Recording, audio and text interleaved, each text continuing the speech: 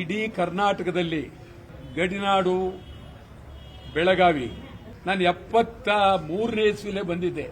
ಚಂದ್ರಿಗೆ ಹುಟ್ಟಿದ್ರೆ ಇಲ್ವೋ ಗೊತ್ತಿಲ್ಲ.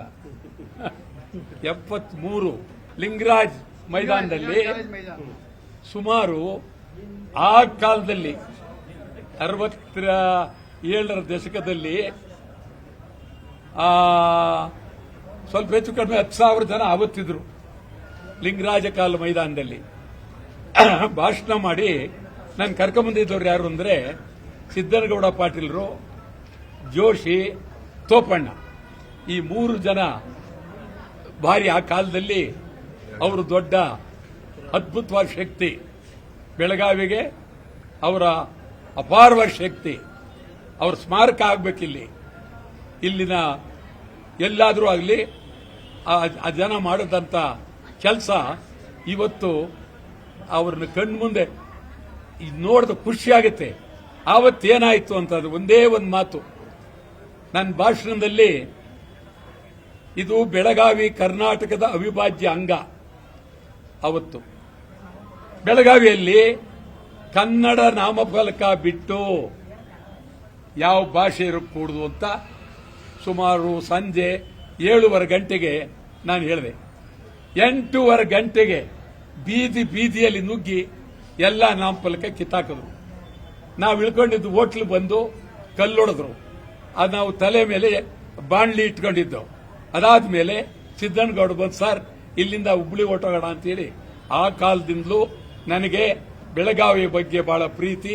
ಅದೊಂದೇ ಅಲ್ಲ, ಬೆಳಗಾವಿ ಮಾಧ್ಯಮದವರು ಅಂದಿನಿಂದ ಇಂದಿನವರೆಗೆ ಬೆಳಗಾವಿ ನಮ್ಮ ಆತ್ಮ ಅಂತ ಹೇಳಿ ಪ್ರೀತಿಯಿಂದ ಅಭಿಮಾನದಿಂದ ಸಂಪೂರ್ಣ ಬೆಂಬಲವನ್ನು ಕೊಡ್ತಾ ಇದ್ದಾರೆ.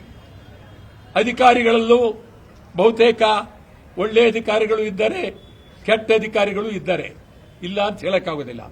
ಆಮೇಲೆ ಇಷ್ಟೆಲ್ಲ ಬೆಳಗಾವಿ ಈ ಪರಿಸ್ಥಿತಿ ಬರಬೇಕಾದ್ರೆ ನಮ್ಮ ಅತ್ಯಂತ ನೀಚ ರಾಜಕಾರಣಿಗಳು, ಅವ್ರು ಯಾವ ಪಾರ್ಟಿಯವರಾಗಿರಲಿ, ಕಾಂಗ್ರೆಸ್ ಆಗಿರಲಿ, ಜೆಡಿಎಸ್ ಆಗಿರಲಿ, ಜನತಾ ಆಗಿರಲಿ, ಬಿಜೆಪಿ, ಅವರು ಬೇಕಾಗಿರೋದು ಅಧಿಕಾರದ ದಾಹ.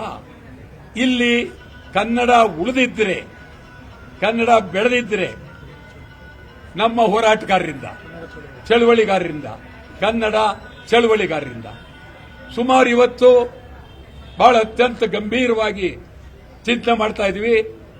ಸುಮಾರು 29ಕ್ಕೂ ಹೆಚ್ಚು ಕನ್ನಡ ಪರ ಸಂಘಟನೆಗಳು ತಾವೇನು ಸೇರಿದ್ದೀರಿ. ನಿಜಕ್ಕೂ ಇದು ಮುಂದಿನ ಸೂಚನೆ. ಬೆಳಗಾವಿಯಿಂದ ಒಂದು ಹೊಸ ಕ್ರಾಂತಿ ಆರಂಭ ಆಗುತ್ತೆ. ಹೊಸ ಕ್ರಾಂತಿಗೆ ಇದೊಂದು ದಿಕ್ಕು, ಹೊಸ ಕ್ರಾಂತಿ ಕಹಳೆ. ಇವತ್ತು ಹೇಳ್ತಾ ಇದ್ದೀರಿ, ಕನ್ನಡ ಹೆಸರಿನಲ್ಲಿ ಸರ್ಕಾರ ಬರಬೇಕು. ಕನ್ನಡ ಹೆಸರಿನಲ್ಲಿ ಸರ್ಕಾರ ಬರಬೇಕು. ಆಗ ನಿಮ್ಮ ಕತೆ ನೋಡಿ ನಾನು ನಿನ್ನೆ ಕೂತ್ಕೊಂಡು ತಮಗೆ ಇದೊಂದು ಕನಸು ಅಂದರೆ ಮನಸ್ಸಿನಲ್ಲಿ ಹೇಳ್ತಾ ಇದ್ದೆ. ಬರುವಾಗ ಬೆಳಗಾವಿಯಲ್ಲಿ ಇರತಕ್ಕಂಥ ಪ್ರತಿ ಕನ್ನಡ ಪರ ಸಂಘಟನೆಗಳಿಗೆ ಈ ವಿಧಾನಸೌಧದಲ್ಲಿ ಅದ್ಭುತವಾದಂಥ ಒಂದೊಂದು ಪಟ್ಟಣಿ ಕೊಡಬೇಕು. ಅದರ ಮುಂದೆ ಅವರ ಹೆಸರು ಹಾಕಬೇಕು.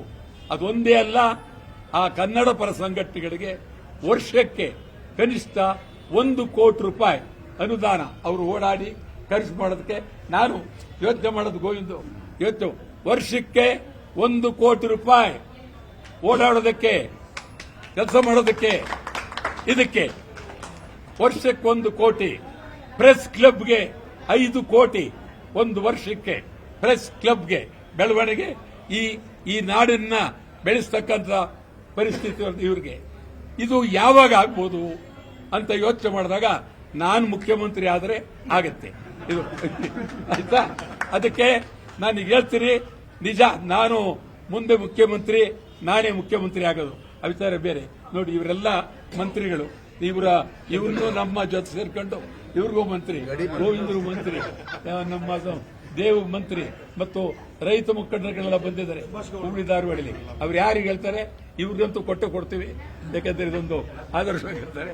ಯಾಕಿತ್ತು ಪತ್ರಿಕಾ ಮಿತ್ರರ ಪರವಾಗಿ, ಅದರಲ್ಲೂ ಬೆಳಗಾವಿಯ ಪರವಾಗಿ ಕ್ಯಾಬಿನೆಟ್ ಕೊಡ್ತೀವಿ, ದಯಮಾಡಿ ಕೊಡ್ತೀವಿ.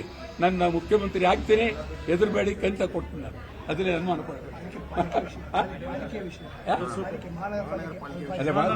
ಗೊತ್ತು ನನಗೆ. ಏನ್ ತಿಳ್ಕೊಂಡಿದ್ದೀನಿ ನೀನು? ನಿರ್ಭೀತ, ನಿಷ್ಪಕ್ಷಪಾತ, ವಿಶ್ವಾಸಾರ್ಹ ಸುದ್ದಿಗಳಿಗೆ ಹೆಸರಾಗಿರುವ ನ್ಯೂಸ್ 18 ಕನ್ನಡ ಈಗ ಆಪ್ನಲ್ಲೂ ಲಭ್ಯವಿದೆ. ದಯವಿಟ್ಟು ಇಲ್ಲಿರುವ QR ಕೋಡ್ನ ಸ್ಕ್ಯಾನ್ ಮಾಡಿಕೊಂಡು ಆಪ್ ಡೌನ್ಲೋಡ್ ಮಾಡೋದಕ್ಕೆ ಮರಿಬೇಡಿ. ನಿಮ್ಮ ಬೆಂಬಲ ಹೀಗೆ ಸದಾ ನಮ್ಮೊಂದಿಗಿರಲಿ. ಧನ್ಯವಾದ.